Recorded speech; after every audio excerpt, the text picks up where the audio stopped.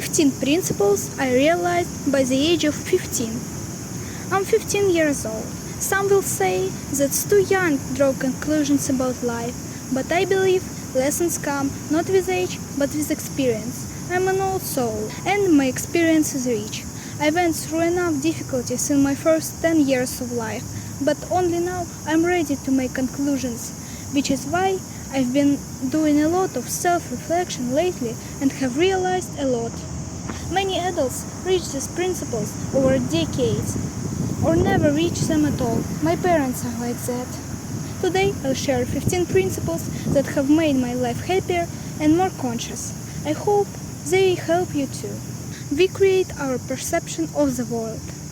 When you change your thinking, everything around you changes. I first noticed my inner world reflects in outer world during self-reflection. I realized I used to look at the world pessimistically, but not because I was bad or everything in my life was bad, as my mom would say.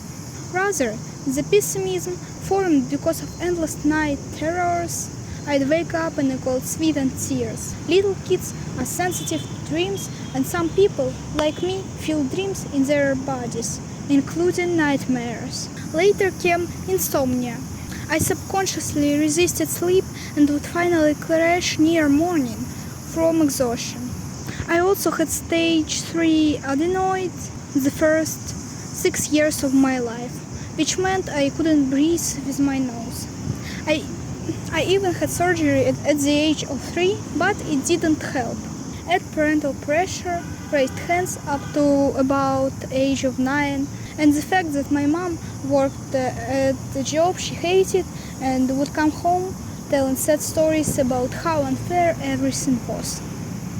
Okay, this was supposed to be a short backstory, but it's starting to sound like a complaint, sorry. The point is, I finally got rid of lens. I tell an example. Before, when I stepped outside, I'd immediately think, oh, it's so hot, I'm dying. Now when I go out, I notice, what a sunny day. My mood lifts, there is even a breeze. Great day. I don't take offense at the weather anymore. I accept it and see the positive. We'll talk about acceptance later in this video. Habits that can help you see more good. First, gratitude practice. I talked about it in the previous video. I'll leave link in the description. Second, limit news consumption. There's a lot of negativity and information you don't actually need that just drains your energy. Third, mindful walks. Go outside and notice small good things, like beautiful flowers. Fourth, positive affirmations. Say kind words to yourself in the morning. The key is not to criticize yourself. Fifth, spend at least an hour a day without talking about negativity. Sixth, surround yourself with inspiring inputs. Books, podcasts, music, people, and so on. Seventh, recall at least one positive fact each day. You'll start to see how much good your life contains. Second principle, don't compare your path to someone else. Everyone has their own pace and their own story. I don't compare myself with others. Maybe it's because when I tried to justify myself to my parents as a kid and said, I'm not worse than everyone else. Others don't have it like me. They replied, I don't care about others. Speak for yourself. Maybe that phrase affected me. When I see people who are better than me at something, I think about how they got there and how I can do the same. I never say they just got lucky, because I understand how much energy they invested to get the result. Nothing happens just because. Remember, the only comparison that benefits you is with your past self, when you clearly see that you're growing, and that always helps your self-esteem. Third principle, intuition, is a navigator that won't lie. It's quiet, but it always gives signs. I remember when once took a test about London in class, just for practice. I have to answer topics I didn't know at all, very quickly. I noticed that when I tried to think and justify my answer logically, most were wrong, and I only wasted time. On the other hand, when I clicked answers without logic explanation, just because I felt them, about 90% turned out right. It was truly surprising. That's the clearest moment when I followed my intuition over logic and didn't regret it. What keeps people from hearing themselves, their inner voice, their intuition? First, logic versus feelings.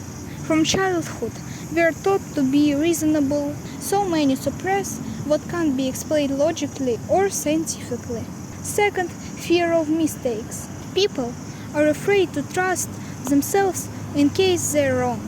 So they rely only on common sense and reject the inner nudge. Third, information noise. We live in a huge stream of content, social media, news, other people's opinions. Consuming so much unnecessary output overloads the brain and drains energy, leaving few resources to notice the inner voice. Fourth principle, letting go, is true freedom. When you release the old, something new will definitely come. The hardest thing to let go of was my previous life, relatives, my 2 dogs, the city I grew up in, my usual lifestyle. It's been 10 months since the move and my life was completely changed. New environment, new school, new life, and a new level of awareness. The key is understanding that the past doesn't disappear. It becomes experience. Everyone has a choice. Keep replaying it and living in it, or extract the lesson and move on. I choose the second one. I realize the past drains energy and then the future is formed only through the present. Constantly rechewing old events doesn't change them. It only keeps you in pain. Past mistakes often held me back. I fixated on negative experiences and then did nothing in the present. The first time I stopped living in memories and started living in moment, I felt that my mood could be positive without tears and regrets about what can't be changed anyway. For me, the main thing was to realize that past is already past and can't be influenced. I came to that after years of regret. If you're in a similar place, I invite you to think about it now. Fifth principle, money is energy. It comes to those who bring value to the world. I couldn't understand for a long time why some people earn a lot in their business while others hit their heads against a wall. I heard the advice to build a successful business, find a problem no one has solved yet and solve it. I thought, okay, but what does that give to me? After comparing people who stayed broke, I realized many of them weren't doing anything useful for the world. So, why would anyone pay them? Meanwhile, businesses that truly help people solve their problems deliver value. That energy returned to them in another equivalent, which is money. Sixth principle, the relationship with yourself is the most important one. We are the only person we'll spend our whole life with. I try to listen myself and honor my desires. If I feel very tired, I give myself time to recover. If I deeply crave a certain food, I've ate it. If a conversation partner feels wrong, I won't agree to a second meeting. I was never extremely harsh with myself. For a young age, I knew I'm the most important person in my life, while my mom would say, value your sister, she is your closest person. I knew that actually I am my closest person. It's silly to neglect yourself for the sake of less important people. And no, that's not an inflated ego. It's healthy self-prioritization. Putting yourself first is the bare minimum. Seventh principle, small steps are more important than a perfect start. Doing a little is better than waiting for a right moment. My example, I'm filming videos now. Not every day, not perfectly, but I'm doing something. The main thing is not to give up and to keep going. People often delay actions and wait for the right moment. I'll start on Monday, or when I earn this amount of money, I'll be happy. But truth is the perfect moment won't come. We need to learn to be happy now. I think people procrastinate from lack of motivation, unwillingness, or fear to start, maybe fear of judgment or hate. I motivate myself by remembering that my work will bring results later, but that requires actions today. And I genuinely enjoy what I do, even if I don't earn a cent. It's something I do for free. I'm passionate about it. ACE principle: attention is energy. Where you direct attention, your inner resources flows. Take a student scrolling a feed during class. If you focus on the lesson, you absorb knowledge. That's where your energy goes. If you scroll TikTok, you don't absorb the materials as well. You mostly drain your energy instead of using it to learn. I study remotely, and in one boring subject, I'm guilty of this loss of focus. The key is realizing it harms me without bringing any benefits. In that case, I try to put my phone away, turn on camera for class, and forbid myself turning it off. Then I physically can't grab my phone, and the only information stream left is a lesson. Ninth principle: asking for help is normal. There is no weakness in it. It used to be hard to me to ask for help. I thought people who have knowledge were born with it, and since I didn't have it, I was stupid. I thought that if I asked someone to do what I couldn't, they'd think I'm dumb. I think school planted those beliefs. Teachers often replied to kids' questions with, "We already covered that," or "You should have listened," making us feel stupid and inattentive. Switching to a private school with good teachers changed that. In my old public school, we weren't treated as people. Our opinions didn't matter. In the new school, teachers and students are equal.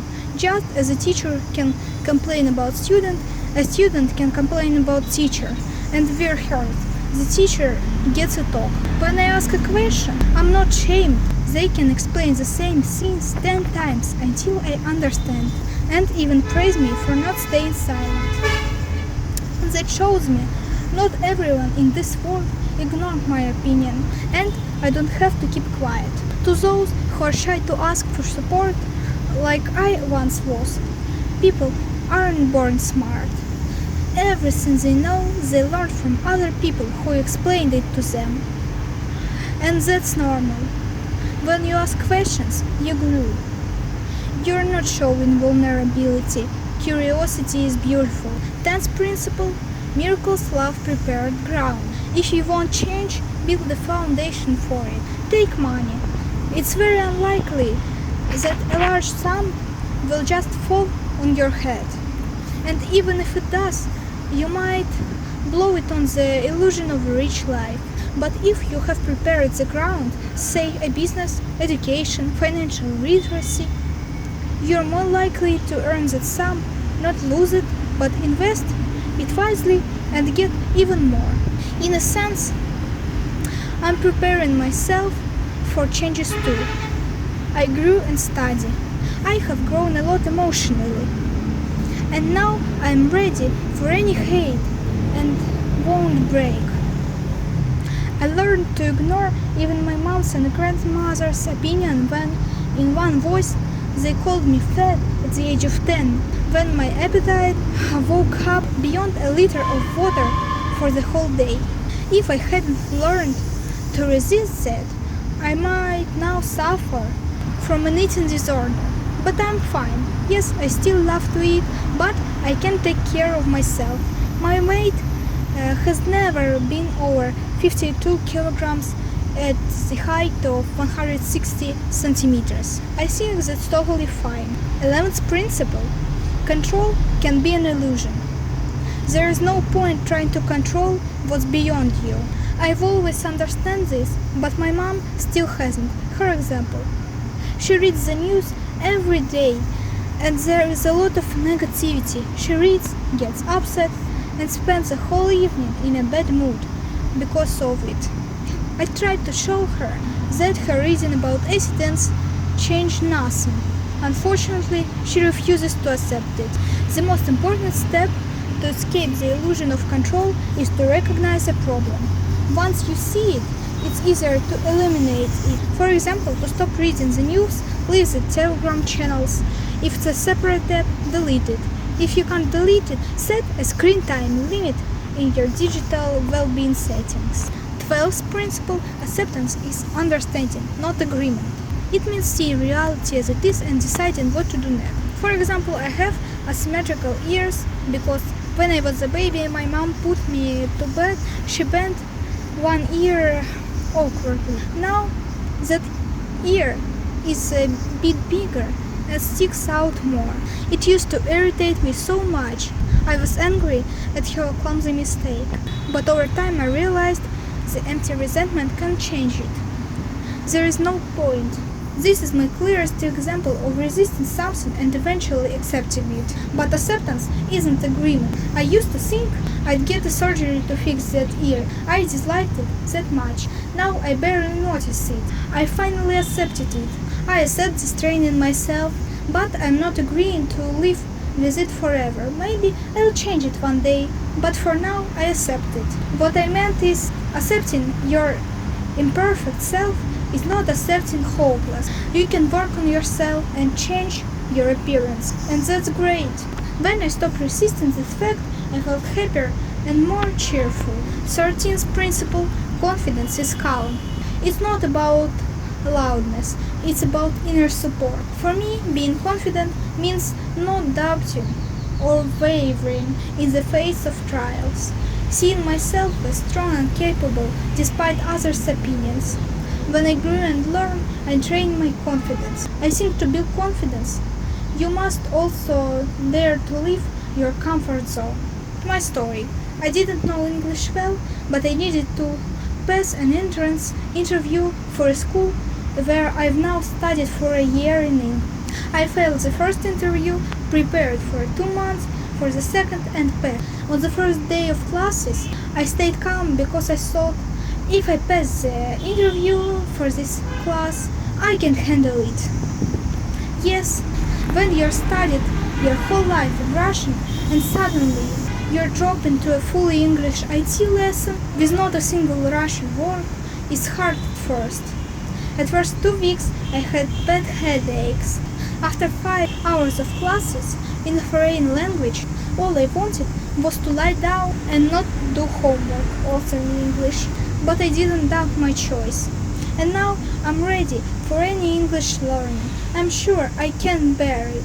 That greatly boosted my confidence. 14th principle: clear your space and the new will come. This applies to everything: thoughts, ideas, wardrobe. What I removed so the new could come.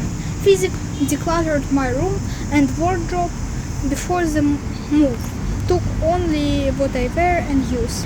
Digital clutter, delete unnecessary files and apps. Left channels that drag me down. Schedule, cut down on doom scrolling. Add walks and readings. People, I did a total cleanup. Stop talking to almost everyone. Keep only 3 numbers and rarely interact with them. What about my energy? I became more relaxed. My mental field cleared from junk and fuss. My focus improved as if a shell in my brain freed up. More ideas appeared and the desire to act woke up. I recommend it to everyone. Why people fear letting go of the old? Fear of emptiness and unclarity. What if new doesn't come? Attachment, sunk cost, fallacy, pity for spent money, and time. Identity. If I let this go, what I am? Social pressure, that's how it's done. Everyone does it. PC, I struggled with many of these too, but I overcome them. 15th principle and the last one: the universe speaks to us through science, but we are not always ready to listen. I recommend you watching my previous video.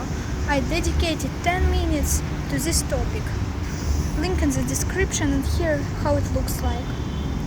In short, people miss science from the universe because they believe only in rational sense because of information noise, and more. Again, definitely watch this video. These principles are part of my experience.